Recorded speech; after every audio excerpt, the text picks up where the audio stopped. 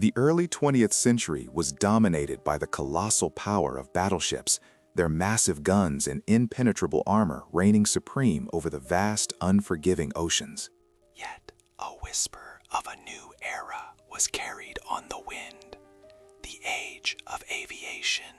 The airplane, a nascent, delicate invention, initially seemed insignificant, but its potential to irrevocably transform naval warfare was undeniable, a subtle yet profound challenge to the established order.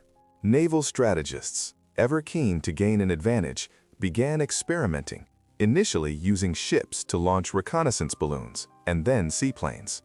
A significant step was taken in 1913 when the Royal Navy ingeniously modified the light cruiser HMS Hermes. This pioneering vessel was equipped with custom ramps, spacious hangars, and powerful cranes, allowing it to operate seaplanes for vital intelligence gathering, a harbinger of things to come. However, these early operations were fraught with challenges.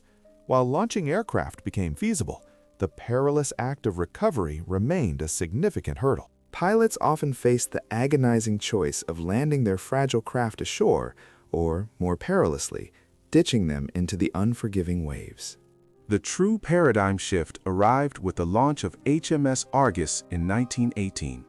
This magnificent vessel was hailed as the world's first genuine aircraft carrier, boasting a revolutionary full-length flat deck that enabled both the safe launch and, crucially, the systematic recovery of wheeled aircraft at sea.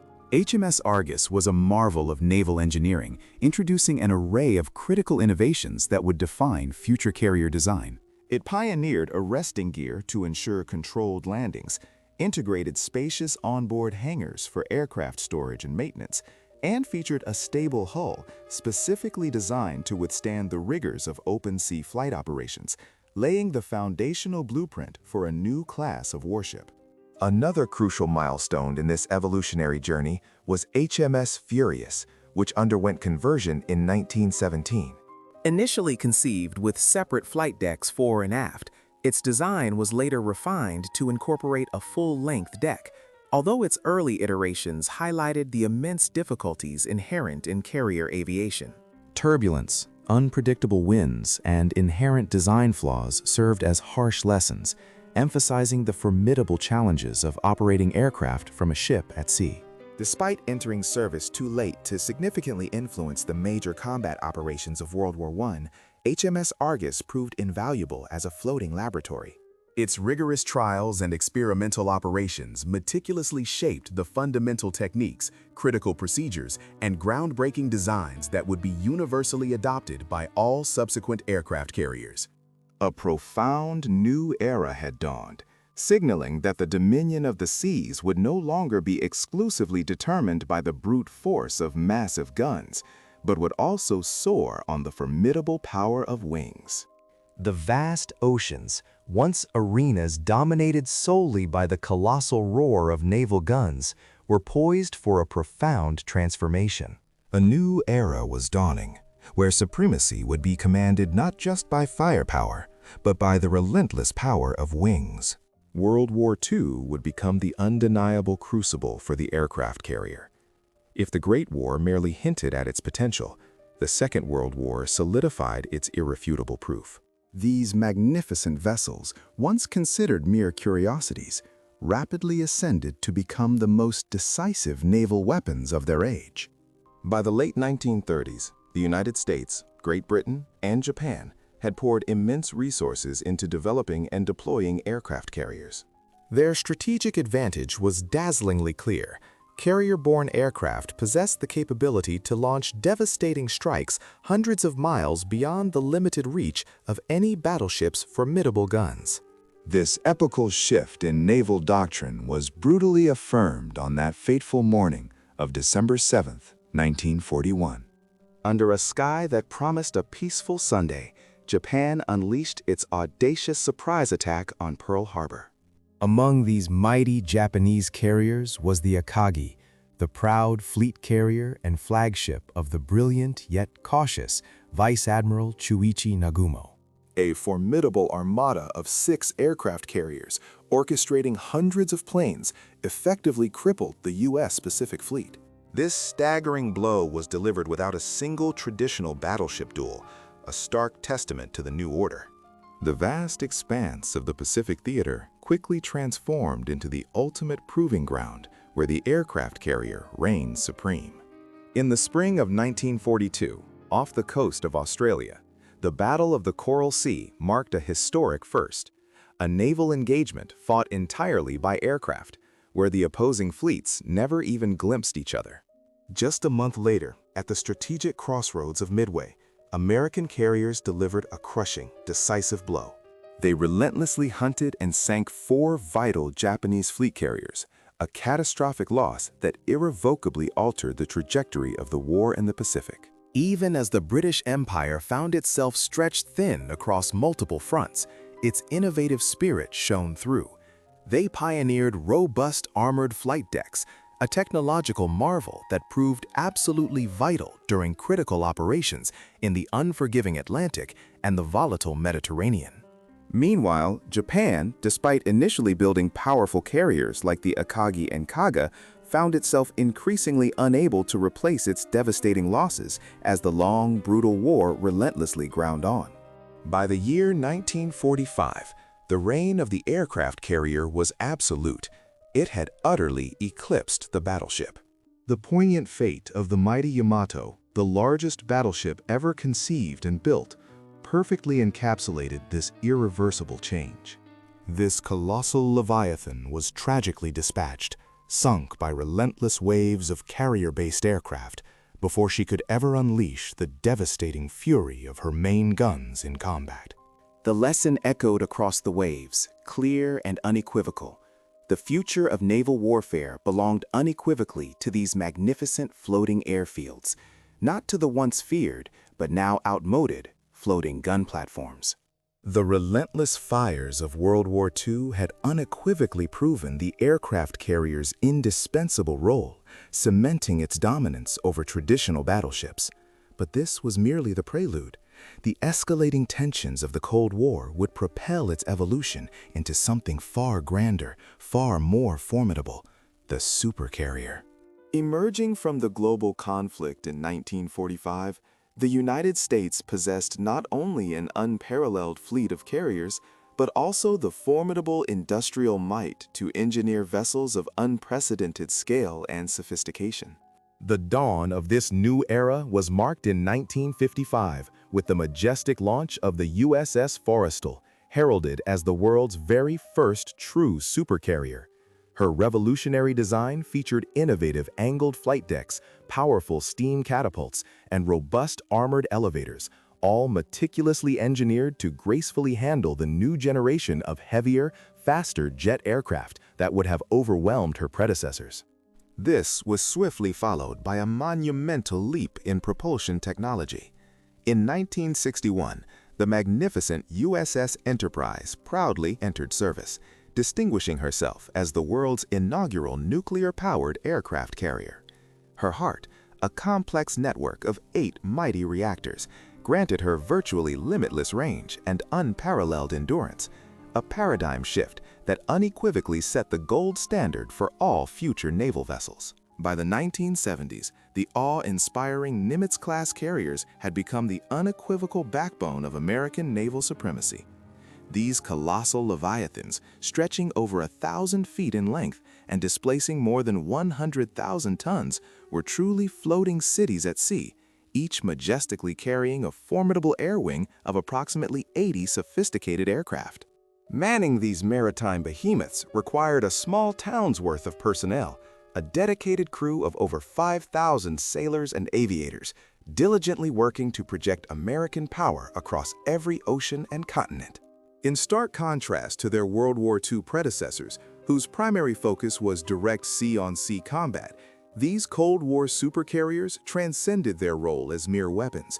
They evolved into potent instruments of strategic deterrence, powerful political symbols, and visible, unwavering reminders that the United States could, at a moment's notice, unleash overwhelming air power anywhere, at any given time, asserting its global presence. This epoch of the supercarrier irrevocably cemented the U.S. Navy's position as the undisputed dominant force on the world's oceans, a supremacy that steadfastly endures to this very day. Britain, once the cradle of carrier innovation, found itself at a crossroads after the devastation of World War II. The vast resources required for a powerful global fleet were no longer available to the Royal Navy, making it impossible to compete with the burgeoning supercarrier fleets of America. Yet, despite these challenges, the unwavering spirit of maritime aviation refused to be extinguished. In the 1950s, British ingenuity shone bright, pioneering groundbreaking advancements. Like the angled flight deck and the powerful steam catapult, innovations that would soon be embraced and adopted by navies across the globe, forever changing carrier operations. However, as the shadows of shrinking defense budgets lengthened, the Royal Navy had to make a pragmatic shift, moving towards the development of more compact yet highly efficient aircraft carriers. By the 1970s, this strategic pivot bore fruit with the introduction of the elegant Invincible-class ships. These vessels were meticulously designed, not for conventional jets, but primarily for helicopters, and, most revolutionary of all, the astonishing Harrier jump jet. This remarkable aircraft defied conventional wisdom, possessing the unique ability to take off from incredibly short runways, or even perform spectacular vertical takeoffs and landings. This groundbreaking capability allowed Britain to project significant air power from smaller, more agile carriers, adapting to its new reality. To further enhance the Harrier's capabilities and optimize takeoff efficiency, the Royal Navy developed another ingenious solution, the ski jump ramp. This deceptively simple yet highly effective innovation provided an upward thrust, significantly improving the Harrier's performance and payload capacity. It's a testament to British foresight that this very design feature continues to be utilized by modern carriers in numerous navies worldwide, decades later. The true test of these innovations, this daring gamble, came swiftly and decisively in the crucible of the Falklands War in 1982. Deployed to the distant, wind-swept South Atlantic, two of the new Invincible-class carriers, HMS Hermes and HMS Invincible, courageously projected British power an astounding 8,000 miles from their home shores. Despite being significantly outnumbered by Argentine forces, the agile Harriers, flown by brave naval pilots, soared into action, securing decisive air-to-air victories against their adversaries. This harrowing conflict unequivocally proved the immense strategic value and combat effectiveness of STOVL operations, short takeoff and vertical landing. While Britain's carriers may have been more modest in size compared to the colossal American giants, their innovative spirit left an indelible mark, fundamentally shaping global carrier design and doctrine for generations to come. Today, with the majestic Queen Elizabeth-class carriers, the Royal Navy has proudly returned to the era of large-deck carriers, once again asserting its formidable presence. These formidable new vessels now proudly operate the cutting-edge, stealthy F-35B Lightning II, a testament to continued innovation. Britain's journey demonstrated to the entire world that naval aviation's true strength lies not merely in sheer size, but in the brilliant adaptability and technological prowess that allows a nation to overcome limitations and define its own path to maritime supremacy. While the United States embarked on a path of constructing colossal supercarriers, platforms engineered for unparalleled global power projection across vast oceans, the Soviet Union charted a profoundly different course. Their naval architects envisioned a unique, hybrid class of warships, formidable vessels that daringly fused the aerial capabilities of a carrier with the raw, offensive might of a cruiser. This wasn't about dominating distant shores. It was about a robust, layered defense of their own fleet and the challenging of strategic adversaries. The first manifestation of this distinct philosophy emerged in the 1970s with the imposing Kiev class. These revolutionary ships weren't designed for vast air wings. Instead, they cradled a more modest complement of vertical takeoff jets, notably the iconic Yak-38 Fogger, alongside versatile helicopters. Yet their true defiance lay in their heavily armed profile, bristling with an array of powerful missiles and formidable guns, transforming them into multi-role warships. Their primary mission was clear: to steadfastly defend the Soviet fleet against encroaching threats and to relentlessly hunt American submarines, a stark contrast to the U.S. ambition of global reach. The pinnacle of this Soviet approach was undoubtedly the Admiral Kuznetsov, launched with considerable fanfare in 1985 and, remarkably, still technically in service today.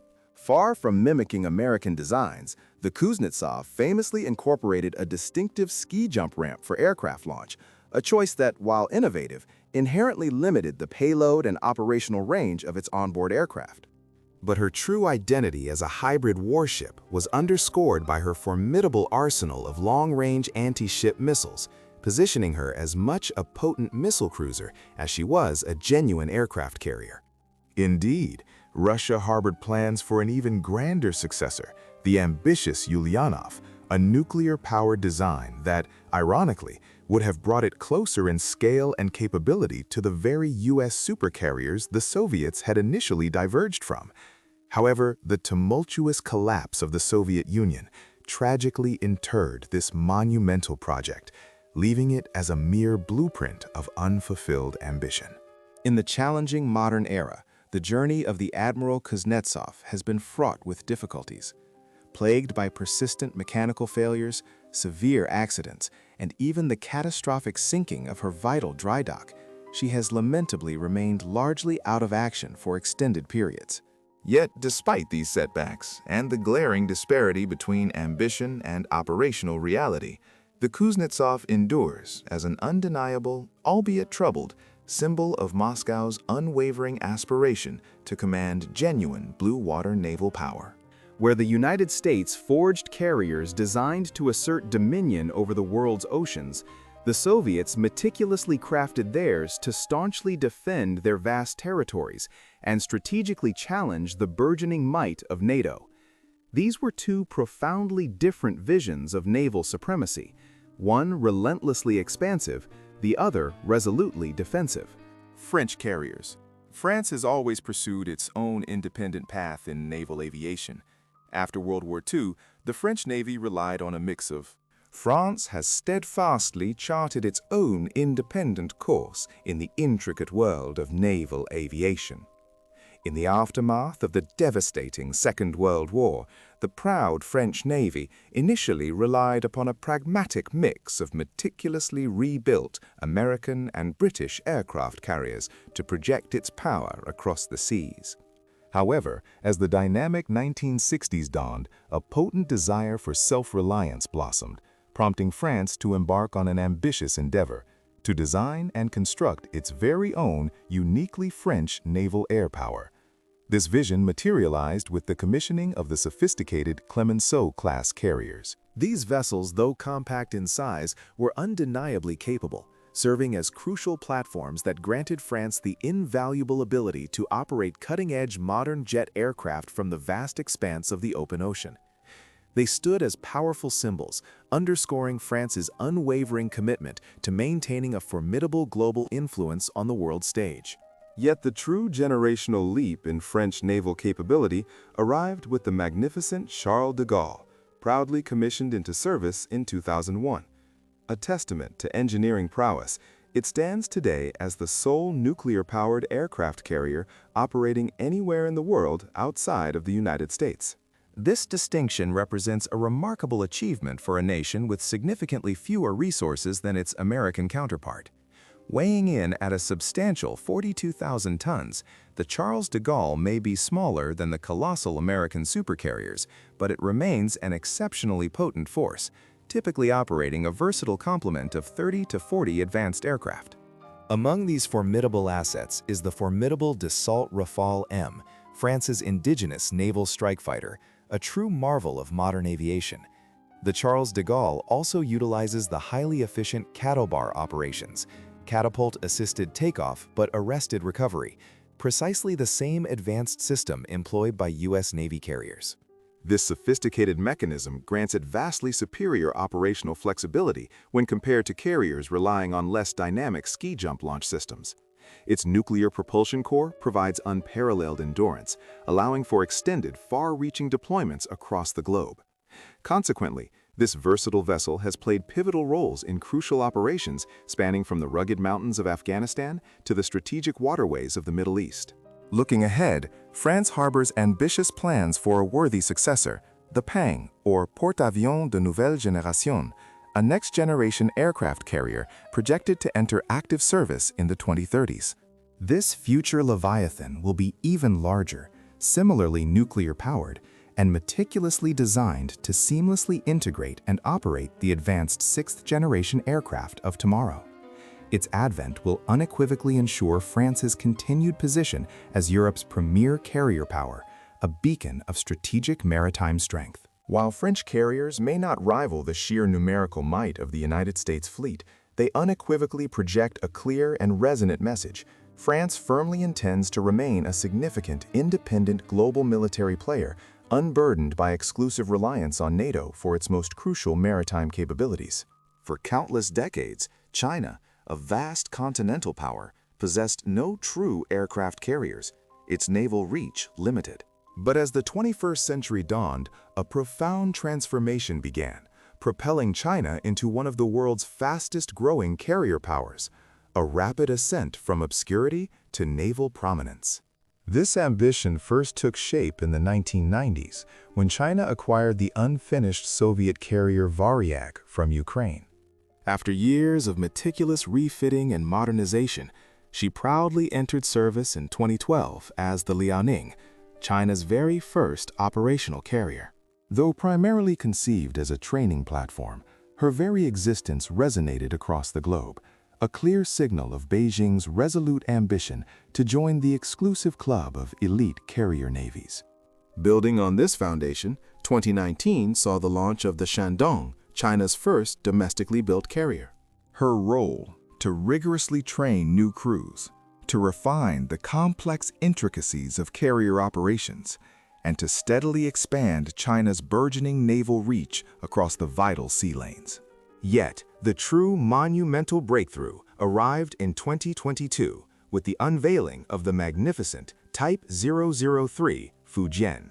This colossal vessel introduces cutting-edge electromagnetic aircraft launch systems, or EMALS, a revolutionary technology previously found exclusively on the most advanced carriers of the U.S. Navy, specifically the Nimitz class and subsequent designs.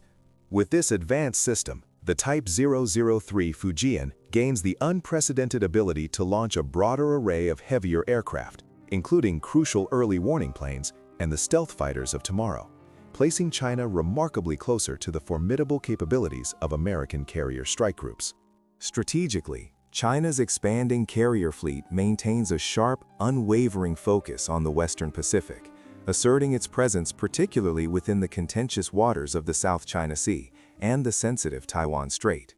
Unlike the globally roving U.S. carrier fleets, China's carriers are meticulously crafted as regional power tools, meticulously designed to secure unwavering dominance within Asia. With the Type 003 Fujian poised for full operational service later this very decade, and even more formidable carriers already under construction, China is unequivocally shifting its identity from a historical continental power to a formidable, true maritime force on the global stage. India, a nation long defined by its vast landmass, has undergone a profound transformation, rapidly shifting from a continental power to a true maritime force. Central to this audacious ambition are its aircraft carriers. India proudly stands as one of the elite nations globally, possessing the unique capability to design and construct its very own aircraft carriers, a rare and prestigious membership in the Global Carrier Club. This monumental journey into naval aviation began modestly in the vibrant 1960s. It was then that India acquired its first taste of carrier operations with the venerable INS Vikrant, a distinguished former British carrier, marking the dawn of its naval air wing. A generation later, in 1987, India further bolstered its growing fleet by commissioning the INS Virat, another stalwart ex-British carrier that would serve with distinction for nearly 3 decades. Both these pioneering vessels masterfully operated the formidable Harrier jump jets, those iconic short takeoff and vertical landing marvels, utilizing their distinctive ski jump ramps, a design philosophy reminiscent of Britain's own Invincible-class carriers. The most significant leap forward, however, arrived in 2013 with the formidable INS Vikramaditya. This vessel, a heavily modified Soviet Kiev-class carrier, was acquired from Russia and meticulously converted into a ski jump design, swiftly becoming India's proud flagship and the crucial training ground for its burgeoning generation of carrier pilots. Yet the pinnacle of India's maritime ambition was truly realized with the commissioning of the INS Vikrant IAC-1 in 2022. This magnificent vessel represents the zenith of indigenous capability, India's first fully designed and built aircraft carrier, a testament to national prowess.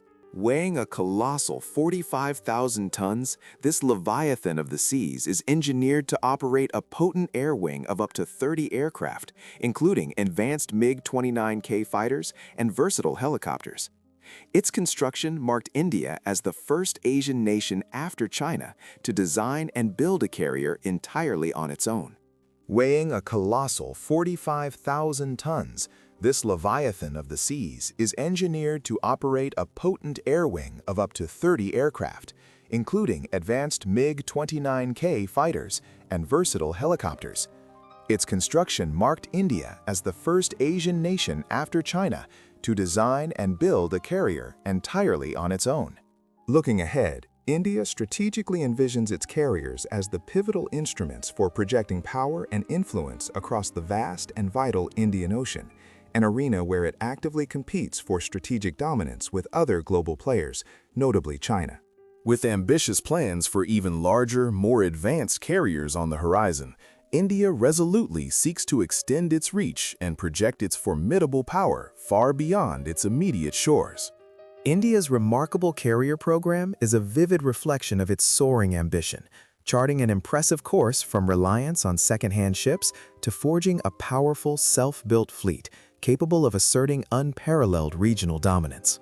The dawn of a new geopolitical era was heralded by covert interventions like Operation Ajax, a pivotal moment that reshaped the global energy landscape.